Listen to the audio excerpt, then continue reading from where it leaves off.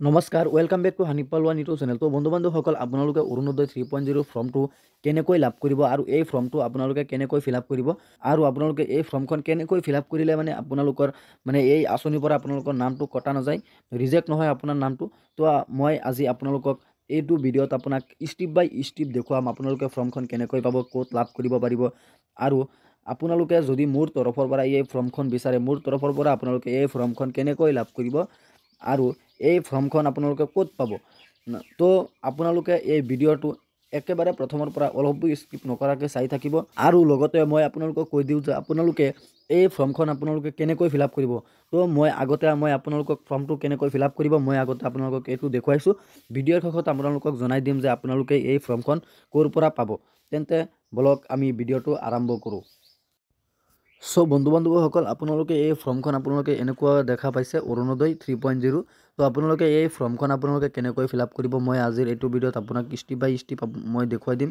তো আপোনালোকে ভিডিঅ'টো প্ৰথমৰ পৰা শেষলৈ চাই থাকিব। তো আপোনালোকে ফৰ্মখন ফিল আপ কৰিবলৈ হ'লে পোনপ্ৰথমতে আপোনালোকৰ ফৰ্মৰ ফাৰ্ষ্ট পৃষ্ঠাখনত আপোনালোকৰ আহিব লাগিব। আপোনালোকে চাব এনেকুৱাকৈ ইণ্টাৰফেচটো দেখা পাব, এনেকুৱাকৈ ইণ্টাৰফেচটো আপোনালোকে দেখা পাব।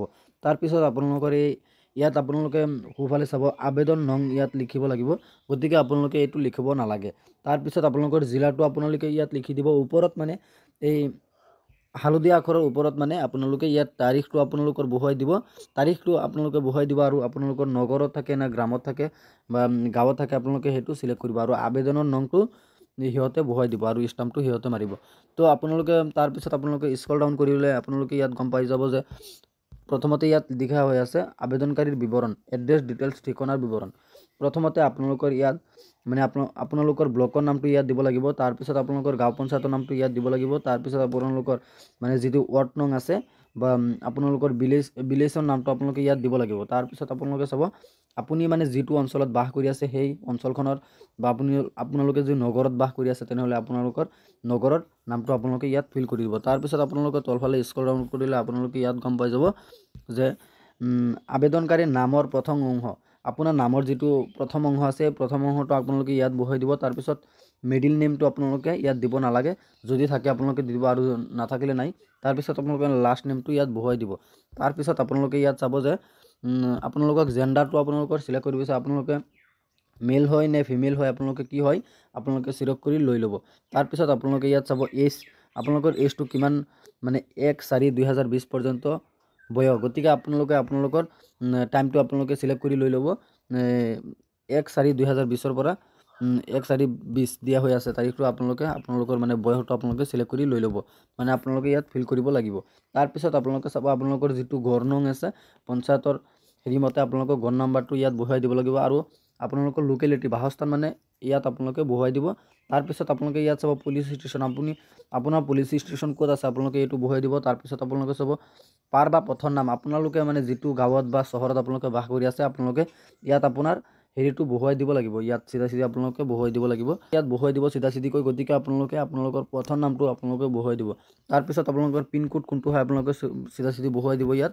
তাৰপিছত আপোনালোকে ইয়াত চাব যে আপোনালোকৰ মোবাইল নাম্বাৰটো ইয়াত দিব লাগিব। তাৰপিছত আপোনালোকৰ মোবাইল নাম্বাৰটো ইয়াত দিব, যিটো এনেকুৱা এটা মোবাইল নাম্বাৰ দিব যিটো মোবাইল নাম্বাৰ নেকি আপোনাৰ আধাৰ কাৰ্ড আৰু বেংক একাউণ্টত লিংক হৈ আছে। দ্বিতীয় নম্বৰ পৃষ্ঠাত লিখা হৈ আছে পৰিয়ালৰ বিৱৰণ।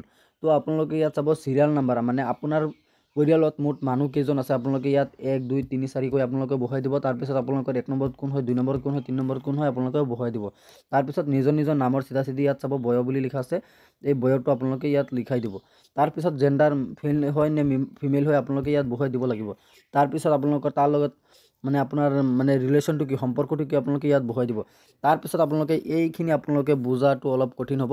আপোনালোকে ইয়াত তলফালে স্ক্ৰল ডাউন কৰিলে আপোনালোকে ইয়াত দেখা পাব যে প্ৰথমতে ইয়াত লিখা হৈ আছে DSWDY, গতিকে আপোনালোকে ইয়াত চাব লাগিব যে অপাৰেশ্যন ইন ডিটেইলছ বুলি লিখা আছে। যদি ডি থাকে মানে আপোনালোকৰ পৰিয়ালত যদি বিবাহ বিচ্ছেদ বা ডিভোৰ্চ কৰা মহিলা থাকে তেনেহ'লে আপোনালোকে এই ডিত এটা টিকচিং লগাই দিব, মানে তেওঁৰ নামৰ চিধা আৰু যদি আপুনি যদি স্বামীৰ পৰা পৃথক হৈ আছে বা পৰিয়ালত কোনোবা স্বামীৰ পৰা পৃথক হৈ আছে আপোনালোকে নামটো লিখি চিধা আপোনালোকে এছত এটা টিকমাৰ্ক লগাই দিব।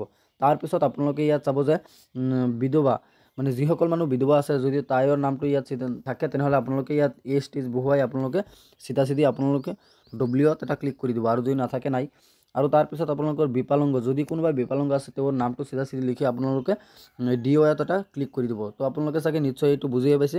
তাৰপিছত আপোনালোকে ইয়াত চাব যে আবেদনকাৰীৰ বিৱৰণ, একাউণ্টৰ বিৱৰণ, আপোনালোকৰ একাউণ্টৰ বিৱৰণটো এতিয়া দিব লাগিব আপোনালোকৰ। তাৰপিছত আপোনালোকে ইয়াত চাব প্ৰথমতে লিখা হৈ আছে আপোনাৰ মানে যিটো বেংক আছে, বেংকৰ মানে যিটো খাতা আছে, বুক আছে, এই বুকত আপোনালোকে চাব IFSC কোড, আপোনালোকৰ IFSC কোডটো ইয়াত দিব লাগিব। তাৰপিছত আপোনালোকে যিটো বেংক চলাই আছে, যেনেদৰে HDFC, Canara, Axis, Punjab National, Airtel payment bank, আপোনালোকৰ যিটো আছে আপোনালোকে সেইটো দি দিব, বেংকৰ নামটো আপোনালোকে ইয়াত দিব লাগিব। তাৰপিছত আপোনালোকে ইয়াত চাব বেংক ব্ৰাঞ্চ নেম, মানে আপোনাৰ বেংকটো আপুনি চলাই আছে ক'ত খুলিছিলে তাত সুধিলে আপোনালোকে গম পাই যাব। নহ'লে আপোনালোকৰ মানে যিটো পাছবুক আছে, আপোনালোকৰ পাছবুকত আপোনালোকৰ লিখা থাকিব বেংকৰ ব্ৰাঞ্চ নেমটো। তাৰপিছত আপোনালোকে তলফালে স্ক্ৰল ডাউন কৰিব, ইয়াত আপোনালোকক তাৰপিছত লিখিবলৈ দিছে আপোনালোকৰ বেংক একাউণ্ট নাম্বাৰটো, আপোনালোকে বেংক একাউণ্ট নাম্বাৰটো শুদ্ধকৈ বহুৱাই দিব। তাৰপিছত অনুনুৱেল ফেমিলি ইনকাম, আপোনালোকৰ ফেমিলি ইনকাম কিমান হয় আপোনালোকে ইয়াত বহুৱাই দিব। তাৰপিছত আপোনালোকে ইয়াত চাব যে ডকুমেণ্ট টু বি এটেষ্ট, সংযুক্ত কৰিবলগীয়া নথিপত্ৰসমূহ, আপোনালোকে এই মানে 3খন ফৰ্ম থাকে, এই 3খন ফৰ্মৰ ভিতৰত আপোনালোকে আৰু মানে আপোনালোকৰ এই নথিপত্ৰ সংযোগ কৰি আপোনালোকে পিন মাৰি গাঁঠি কৰি আপোনালোকে দিব লাগিব। তো আপোনালোকে প্ৰথমতে ইয়াত চাব যে বেংক পাছবুকৰ প্ৰথম পৃষ্ঠাটো আপোনালোকৰ আছেনে নাই, যদি আপোনালোকে লগত দিবই লাগিব, আপোনালোকে নিদিলে নহ'ব। তাৰপিছত আপোনালোকে য়েছ বুলি ক্লিক কৰিব লাগিব। তাৰপিছত আপোনালোকে 2 নম্বৰত লিখা আছে, ইয়াত আপোনালোকে লক্ষ্য কৰি চাব যে আপোনালোকৰ ইয়াত লিখা হৈছে প্ৰাধান্যতাক সমৰ্থন কৰা নথিপত্ৰসমূহ, আপোনালোকৰ প্ৰাধান্য কৰা যিকোনো নথিপত্ৰসমূহ আছে, গতিকে আপোনালোকে য়েছ বুলি দিব। তাৰপিছত লিখা হৈছে 3 নম্বৰত আন কোনো নথিপত্ৰ সংযুক্ত, যদি আপোনাৰ ভোটাৰ ID বা আধাৰ কাৰ্ড থাকে, আধাৰ কাৰ্ড আৰু ভোটাৰ আইডিখন আপোনালোকে ইয়াত আধাৰ কাৰ্ড আৰু ইয়াত ভোটাৰ আইডিখন আপোনালোকে মানে জেৰক্স কৰি ইয়াত গাঁঠি কৰি আপোনালোকে দিব লাগে। তাৰপিছত আপোনালোকে 3 নম্বৰটো চাব যে 3 নম্বৰত তেনেকৈ লিখা হৈছে যে প্ৰথমতে 3 নম্বৰত লিখা হৈ আছে ঘোষণা বুলি লিখা আছে, ইয়াত ঘোষণা কৰিছে যে উপৰোক্ত তথ্যসমূহ মোৰ জ্ঞানত সত্য আৰু মোৰ আবেদন যিকোনো কাৰণবশতঃ বাতিল কৰা হ'ব পাৰে বা মোৰ ওপৰত যিকোনো ব্যৱস্থা গ্ৰহণ কৰা যাব পাৰে। যদি আপোনালোকে সঁচাকৈ মানে এজন মানে অৰুণোদয় আঁচনিৰ মানে হেৰি হয়, আপোনালোকে আপোনালোকে হেৰি যোগ্য হয়, প্ৰয়োজনীয় হয়, তো আপোনালোকে এই আঁচনিখনত আপোনালোকে এপ্লাই কৰিব পাৰিব। আৰু আপোনালোকে এই আঁচনিখনত কেনেকুৱা মানুহ যোগ্য বা আপোনালোকে কেনেকৈ এপ্লাই কৰিব, মই আপোনালোকে কমেণ্টত জনাব। মই আপোনালোকক ভিডিঅ' বনাই দিম, পিছত আপোনালোকক মই ভিডিঅ' বনাই দিম, আপোনালোকে কমেণ্টত জনাব যে কেনেকুৱা মানুহ যোগ্য হয় এই আঁচনিখনত। অনলাইন এপ্লাই কেনেকৈ কৰে, এতিয়াতো এইটো অফলাইন এপ্লাই চলি আছে, অফলাইনটো আপোনালোকে কেনেকৈ কৰিব।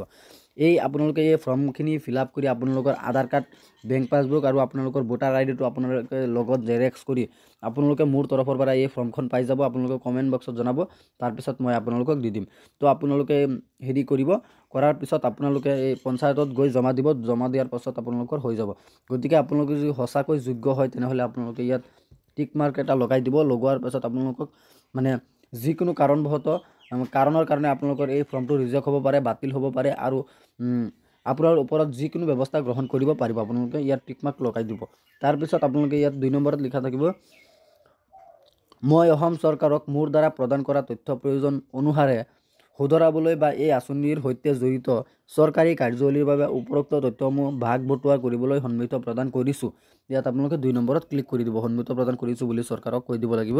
তাৰপিছত আপোনালোকে ইয়াত স্ক্ৰল ডাউন কৰিলে আপোনালোকে ইয়াত চাব যে ইয়াত কি লিখা আছে, আপোনালোকৰ ছিগনেচাৰটো ইয়াত মাৰিব লাগিব। যদি আপোনালোকৰ নামটো লিখিব পাৰে আপোনালোকৰ নামটো লিখিব, যদি নিলিখিব পাৰে আপোনালোকে ইয়াত টিপ চহী এটাও মাৰি দিব পাৰিব। তাৰপিছত আপোনালোকে ইয়াত চাব যে অনুগ্ৰহ কৰি এই আবেদন পত্ৰখিনি ছপা কৰি উলিয়াই নগৰ স্থানীয় সন্থা গাঁও পঞ্চায়তৰ কাৰ্যালয়ত দাখিল কৰক। আৰু আপোনালোকে এই ফৰ্ম কেইখন আপোনালোকে মানে জেৰক্স কৰি আপোনালোকে বেলেগকো দিব পাৰে, আপুনিও নিব পাৰে, সেইটো আপোনাৰ নিজৰ কথা। তো আপোনালোকে ইয়াত চাব যে আপোনালোকৰ কাৰ্যালয়ৰ ব্যৱহাৰ, কাৰ্যালয়ে কি ব্যৱহাৰ কৰিব আপোনালোকে এইটো চাব। এইটো আপোনালোকে একো কৰিব নালাগে। ইয়াত প্ৰথমতে চাব আবেদনৰ স্থিতিটো ইয়াত লিখি দিব।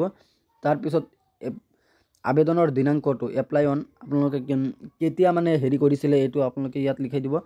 তাৰপিছত ইয়াত চাব যে গাঁও বা নগৰ স্থানীয় সন্থাৰ দ্বাৰা যোগ্যতাৰ সত্যাৰ্থ নিৰূপণ, আপোনালোকে গাঁৱত থাকে নে চহৰত থাকে। যদি গাঁৱত থাকে তেনেহ'লে গাঁৱত টিক মাৰ্ক লগাই দিব, আৰু যদি আপোনালোকে চহৰত থাকে আপোনালোকে এই চহৰখনত আপোনালোকে ইয়াত এনেকৈ এটা টিক মাৰ্ক লগাই দিব লাগিব, টিক মাৰ্ক লগাই দিব। তাৰপিছত আপোনালোকৰ জিলাৰ দ্বাৰা অনুমোদিত আপোনালোকৰ জিলাৰ দ্বাৰা অনুমোদিত হয় নে নহয় এইটো আপোনালোকে দিব নালাগে। তাৰপিছত আপোনালোকে চাব স্বীকৃতিপত্ৰ ইয়াৰ দ্বাৰা স্বীকৃতি কৰা হৈছে যে শ্ৰীযুত বা শ্ৰীমতী আপোনাৰ নামটো প্ৰথমতে ইয়াত থাকিব, ইয়াত আপোনাৰ নামটো থাকিব পৰা বা আপোনাৰ ৱাৰ্ড নংটো ইয়াত থাকিব নং নহয় ভুল হৈছে চৰি আপোনাৰ এপ্লিকেশ্যন নামটো ইয়াত থাকিব এপ্লিকেশ্যন নং 1 2 3 4 এপ্লিকেশ্যন নং আবেদন পত্ৰখিনি অমুক তাৰিখে প্ৰদান কৰা গ্ৰহণ কৰা হৈছে।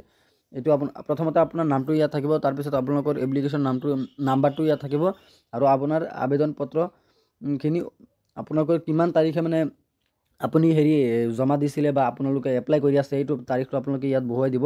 বহুৱাৰ পিছত তাৰিখে গ্ৰহণ কৰা হৈছে আপোনালোকৰ হৈ যাব।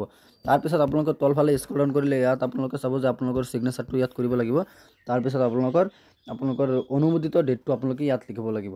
তো আপোনালোকে যদি এই ফিল আপ কৰি হৈ গৈছে 3 নম্বৰ পৰা, তো আপোনালোকে যদি মোৰ তৰফৰ পৰা এই ফৰ্ম 3খন আপোনালোকে বিচাৰিছে তো আপোনালোকে মোক কমেণ্টত জনাই দিব, মই আপোনালোকক দি দিম।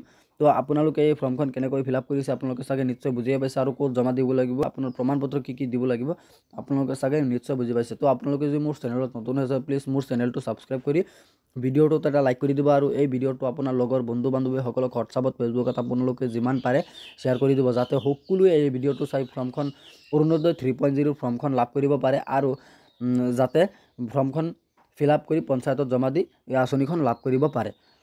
জয় আই অসম।